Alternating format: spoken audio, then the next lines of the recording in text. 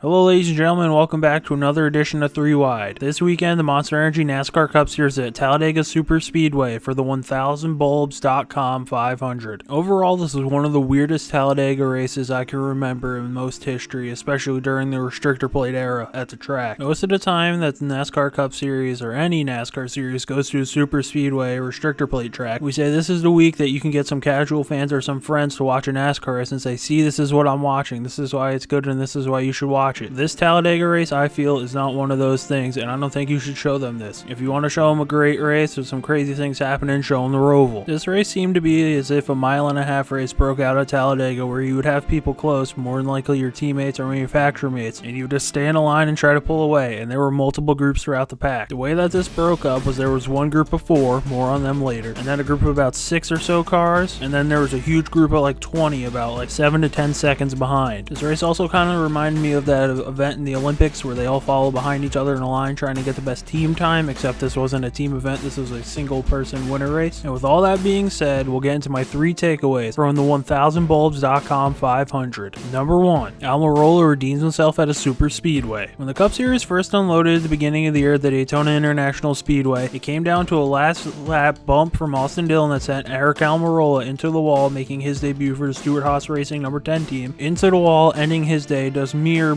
seconds away from winning the Daytona 500 in his first start for the team. So when we go to the other super speedways, we thought maybe where can Almirola break through? When we went to the first Talladega race, it didn't happen. When we just went to Daytona in July, it didn't happen. But here today at Talladega, with the Stewart Haas Racing team just staying in the front, dominating this race, with Kurt Busch running out of gas, with NASCAR making some weird calls, Almirola would get by his teammate and would go on to win this race and slightly redeem himself from Daytona and punch his ticket onto the next round in the playoffs. With the way that the Stewart Haas Racing team orchestrated their front, it was surprising that Almirola got a chance. So thankfully for him, his teammates had some problems and he would be able to capitalize on this. So now we'll see if Almirola can ride this wave of momentum and maybe punch his way into Homestead somehow in the next round. Now on to number 2, the Stewart Haas stranglehold on the field. Going into the plate tracks, we generally expect some teamwork and some manufacturer work from Ford, Chevy, and Toyota. And Stewart Haas Racing had the same plan here, where their 4 cars would stick together at the front after they swept the first 2 rows in qualifying and would just take a stranglehold on the field and would dominate the whole race pretty much here. On restarts, they would somehow find a way, even with the teams behind them pushing them, trying to break them up, they would find a way for all 4 of them to get to the bottom and stick together, and it was like a 4-car tandem broke out here at Talladega. Now with this being the second week in a row that the Stewart Haas Racing team ran 1, 2, 3, 4, you would think this time around they would be able to capitalize on it and all their cars would end up in good positions. That's where you'd be wrong. It ended up working out well for Eric Almirola, who got the win, and Clint Bowyer ended up finishing second. This week Stewart Haas Racing ended up with a 1-2 instead of the disaster that happened at Dover to them. But for the other 2 cars in the Stewart Haas Racing stable, things didn't go so well. Kurt Busch ran out of fuel after he said in the post-race interview that NASCAR added an extra lap of caution, which he thought was unnecessary, and he thought that it was weird that they didn't throw a caution for that first wreck when an ambulance needed to be deployed. I understand where Kurt's mad at this because NASCAR's been real weird and they're not really consistent with their calls, so who knows what NASCAR is going to do. But this shouldn't be a surprise to Kurt Busch. We've seen NASCAR be inconsistent all season. What would change here at Talladega? Now on to Kevin Harvick. Kevin Harvick ran out of fuel coming to take the green flag for the last restart, where he had to come down pit road. He would end up finishing in the 28th position. Now Harvick still has a decent points gap to where he's in 3rd right now, plus 63 on 9th place. So more than likely Kevin Harvick's moving on to the next round. So really this 28th place finish for Harvick does put a little dent in his points gap. Now just a quick review where Stewart Haas Racing ended up finishing after they were 1, 2, 3, 4 all day. Almirola and Bowyer were 1, 2 as I stated earlier. Kurt Busch ended up in the 14th position after he ran out of fuel, and Kevin Harvick finished 28th. So now on to number 3.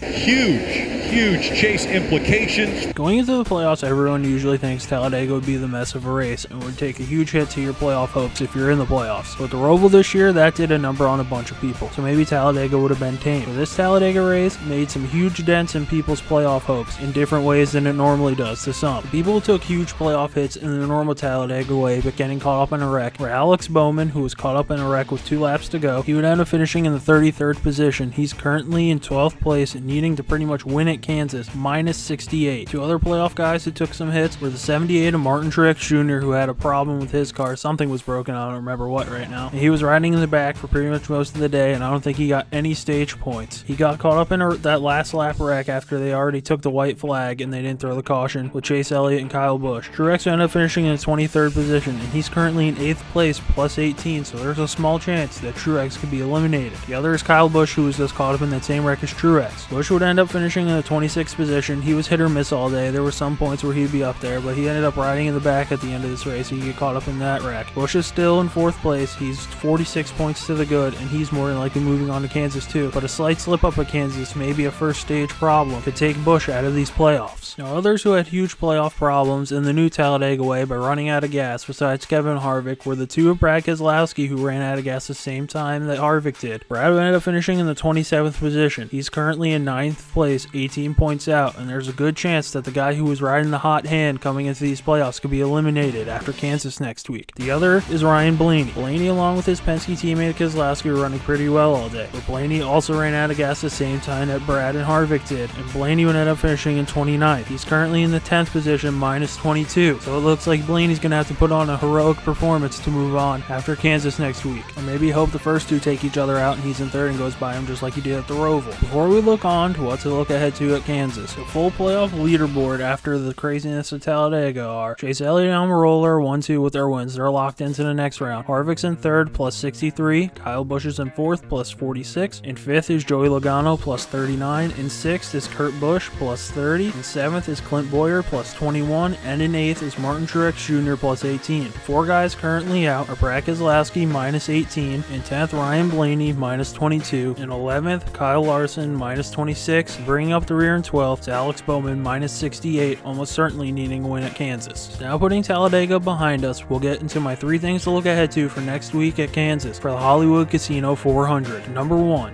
how will the daytime affect the track? With the first race at Kansas being a nighttime race, with this one being a day race, we'll wonder how the track will be affected by the daylight and maybe hotter temperatures. But looking at the current weather report for the race next week, it's only supposed to be a high of 54 degrees, which I assume is probably cooler than it was that night in Kansas in the summer. So I don't see this Kansas race being a slip around using all the grooves race, kind of like Chicagoland was, or like Vegas. I see this being a 1 groove more than likely race, maybe 2 grooves at the best, but I feel like there's going to be a ton of grip, and I don't know how the drivers are going to handle it or how the cars are going to drive. But hopefully it will be a good race. So now on to number 2, Harvick going for a sweep. When the Cup Series was last year in May, Kevin Harvick was the man, ending up in victory lane after he passed Martin Truex Jr. with 1 lap to go. So now Harvick will look to shoot his way into the next round of playoffs, as well as adding on to his massive playoff point collection, so he can easily advance to the Final 4 in the next round of the playoffs. Some guys I can see contending with Harvick to potentially win at Kansas are Martin Truex Jr., he finished 2nd in the race, he led 13 laps. Joey Logano finished 3rd, he led 6 laps. And then 4th, potentially in a walk-off style fashion, Kyle Larson, who led 101 laps at Kansas and was looking like he could maybe have won his first race of the season. So maybe those guys can knock off Harvick. Now on to number 3. Can Bowman or Larson pull a rabbit out of the hat and advance to the next round? For Kyle Larson, it looks like an easier climb to get into the next round of the playoffs, being only minus 26, and he ran well at Kansas, where he led 101 laps and finished in the 4th position. But the way that Ganassi team's been running the past 2 races, I don't know how Larson's going to perform. And then that crazy race that he got caught up in the Roval, I don't know how Larson can do this. If Larson can be Larson, I could potentially see him winning here, but I think it's a long shot at best for him to win at Kansas. Now for Bowman. Alex Bowman has the steepest climb of all, where he's minus 68 heading into Kansas. And as we've seen from the Hendrick cars, they've been alright at 1.5 miles, so nothing great. The first time the Cup Series is at Kansas, Bowman ended up finishing in the 18th position. And 18th for Bowman is certainly going to get him knocked out of the playoffs if he finishes there again. For Bowman, it's win or go home. And the only 2 ways I can see Bowman winning this race is if he pulls out his Las Vegas car and just runs like he had going at Vegas. As long as he dodges wrecks and can keep up that performance, maybe Bowman could get his first career win in the Cup Series and move on to the next round. The second way is if this breaks out into a fuel mileage race. But as we've seen with stage racing, we really haven't had too many fuel mileage races, and I wouldn't count on that if I was Alex Bowman. I would hope that the team would give me one of the greatest cars they've given me all season, and I can go out and win. So that'll do it for this week's edition of 3 Wide. Leave your thoughts about Talladega in the comment section below, as well as what you think will happen at Kansas. If you like this video, hit the like button. If you like what I'm doing on this channel, subscribe. And as always, thanks for watching.